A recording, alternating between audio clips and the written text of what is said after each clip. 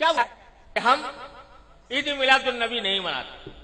لیکن یوم پاکستان مناتے ہیں، آزادی پاکستان کا دن مناتے ہیں، تو میں اس کی وضاحت کرنا چاہتا ہوں کہ اس میں کوئی شک و شبہ نہیں ہے کہ اس کائنات کی تاریخ میں سب سے بڑا عظیم دن وہ تھا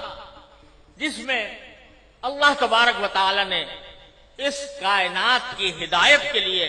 جناب محمد رسول اللہ صلی اللہ علیہ وسلم کو مبعوث فرمایا۔ اس سے زیادہ عظیم دن انسانی تاریخ میں کوئی اور نہیں جس میں آپ تشریف لائے، لیکن آپ ہی کی تعلیمات اور آپ ہی کی سنت اور آپ کے جانثار صحابہ کرام کی سنت یہ ہے کہ انہوں نے کبھی نبی کریم سرور عالم صلی اللہ علیہ وسلم کا دن نہیں منایا، اور اس لیے نہیں منایا کہ اللہ تبارک و تعالی نے رسول کریم صلی اللہ علیہ وسلم کو اس لیے مبعوث فرمایا تھا تاکہ آپ کی ہدایت کی روشنی سے یہ کائنات منور ہو اور لوگ آپ کی تعلیمات کی اتباع اور پیروی کریں۔ آپ کی ذات والا صفات وہ ہر قسم کی رسمی کارروائیوں سے کہیں بالاتر ہے، اور حضرات صحابہ کرام جو آپ کی زندگی کے ایک سانس کے بدلے اپنی ساری زندگیاں نچھاور کر سکتے تھے، انہوں نے کبھی یہ دن نہیں منایا۔ جب انہوں نے جو کوئی چیز نہ منائی ہو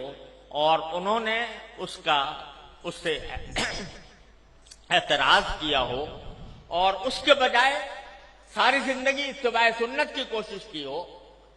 اس کو اگر ہم منانا شروع کریں تو دین کے اندر ایک اضافہ ہوگا، دین کے احکام میں ایک اضافہ ہوگا، اور دین کے کام میں کوئی اضافہ وہ بدعت کہلاتا ہے۔ من احدث فی امرنا ھذا وہو رد،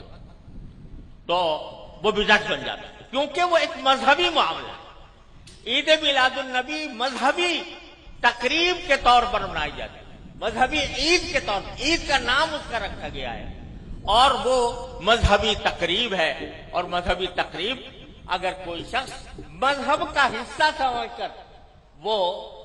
بنائے گا تو دین میں ایک اضافہ ہوگا جس کا نام بدعت ہے۔ اس لیے ہمارے اکابر علماء کرام نے اس بنانے کا اہتمام نہیں کیا۔ جہاں تک یہ 14 اگست کا تعلق ہے، 14 اگست کے یوم آزادی کا تعلق ہے، یہ کوئی مذہبی تقریب نہیں ہے، یہ کوئی دینی اجتماع نہیں ہے، یہ دینی تقریب نہیں ہے، بلکہ یہ ملکی تقریب ہے، اور ملک کی آزادی کے طور پر، اس کے ایک نشان کے طور پر اس کو منایا جاتا ہے۔ کوئی شخص بھی جو اس کو منانے والا ہے وہ اس کو دین کا حصہ سمجھ کر نہیں مناتا، اس کو مذہب کا جز سمجھ کر نہیں بناتا، بلکہ ایک ملکی تقریب ہے، ایک ملک کے اللہ تبارک و تعالیٰ نے ایک ملک ہمیں عطا فرمایا، اور ایسا ملک عطا فرمایا جس کی تفصیل مولانا عزیز الرحمان صاحب نے بیان کی ہے، تو وہ ہم ایک ملک کی تقریب کے طور پر بناتے ہیں۔ بدعت اس وقت بنتی ہے کوئی چیز جو شریعت میں نہ ہو اور شریعت کا حصہ اس کو بنا دیا جائے، لیکن یہ کوئی شریعت کا حصہ نہیں، یہ کوئی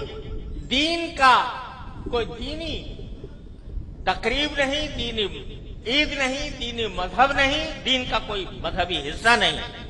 لہذا یہ ایک ملکی تقریب ہے۔ اور یہ ایسا ہے جیسے کہ اگر کوئی شخص اپنے گھر کے اندر کسی اپنے گھر کی تعمیر ہوئی اور اس تعمیر کے اوپر کوئی اجتماع کرے، کوئی دعوت کرے، تو یہ کوئی مذہب کی تقریب نہیں ہے، کوئی دین کی تقریب نہیں ہے۔ اسی طریقے سے ہم یوم آزادی پاکستان کا اس لیے مناتے ہیں کہ اللہ تبارک و تعالیٰ نے اپنے فضل و کرم سے یہ نعمت ہمیں عطا فرمائی تھی، اور ملکی تقریب کے طور پر اس کو منایا جاتا ہے۔ دوسری بات یہ ہے